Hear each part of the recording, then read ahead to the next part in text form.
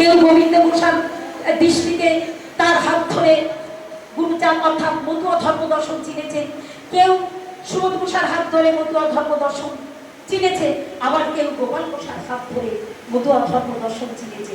সব দায়ভার গোপাল ঘোষার হাতে পড়েছিল, কাঁধে পড়েছিল। তো সেই গোপাল গোসাইয়ের যে যাত্রা, জীবনের যে যাত্রা শুরু হয়েছিল, এই শুরু কিন্তু গোবিন্দ গোসাইকে ধরে প্রথম ওপার বাংলায় আসে। ওপার বাংলায় তেঘড়িয়া গ্রামে ইচ্ছা জনৈক আমলা, তিনি ছিলেন চিরকুমার, অনেক অর্থ ছিল, গুরুচাঁদের শিক্ষার আদর্শ তিনি গ্রহণ করতে পেরেছিলেন। তাই প্রথম তিনি শিক্ষা আন্দোলন করেছিলেন। ওপার বাংলাতে তিনি কি করলেন, মুখে তুলে ধরবার জন্য তার প্রথম ছিল একটা বালিকা বিদ্যালয়। কৃষ্ণ হাই থেকে আজকে হাইতে পরিণত হয়েছে। সাধারণ কেউ নয়, গুরুচাঁদের শিক্ষার আন্দোলনকে কাঁধে করে নিয়ে তিনি নাঙল চাষ শুরু করলেন। তারপরে কি করলেন, গোবিন্দ গোসাইকে ধরে দুটো আশ্রম করেছিলেন, সোনাকুড়ি এবং লোহারগাথিতে, কামারগাথিতে। তো এই দুটো আশ্রম গোবিন্দ গোসাই শুধু নয়, গোপালকে নিয়েই গোবিন্দ গোসাই এই আশ্রম করেছিলেন।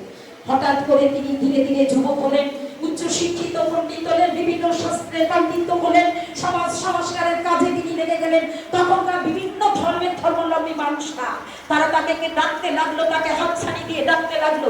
এরকম পরিস্থিতির মধ্যে দিয়ে গোবিন্দ গোসাই তাকে আশীর্বাদ করলেন, বাবা তোমাকে আর এবার বাংলায় থাকা হবে না, সমগ্র বিশ্বে তোমাকে মতুয়া ধর্ম প্রচার করতে হবে, তুমি হবে চিরকুমার। মতুয়া ধর্মে কিন্তু চিরকুমার নেই, গার্হস্থ্য প্রশস্ত ধর্ম পালন করতে হবে। কিন্তু গোপালের ক্ষেত্রে ছিল গুরুদেবের আশীর্বাদ। সেই আশীর্বাদকে পাথর করে সর্বপ্রথম রূপধারণে তিনি এসে হাজির হয়েছিলেন। আর কেউ নয়, এই পাগলা দাসের পিতা নীলকমল দাসের বাড়িতে আশ্রয় নিয়েছিলেন। তারপরে আমাদের দ্বিজেন বিশ্বাস, পরেশ বিশ্বাসের বাড়িতে সেই 7.5 বিঘে জমিতে কি হয়েছে, ফুটবল স্কুল, ছাত্রছাত্রীদের খেলার মাঠ, স্কুল, আশ্রম, সমস্ত কিছু এবং মন্দির, স্কুল, আশ্রম, মন্দির এবং খেলার মাঠ গড়ে উঠেছে তাদের দান এবং তাদের প্রতীক্ষার উপরে, যেখানে সুনামের সহিত ফুটবল চলছে।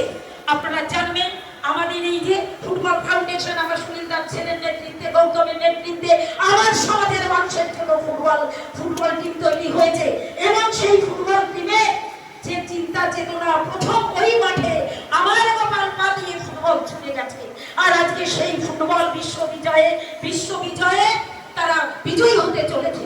সেই ফাউন্ডেশন, ফুটবল ফাউন্ডেশন, সে আর কেউ নেই। ফুটবল মাঠ রূপদা অঞ্চলের একটা স্বনাম, মানে খ্যাতি আছে।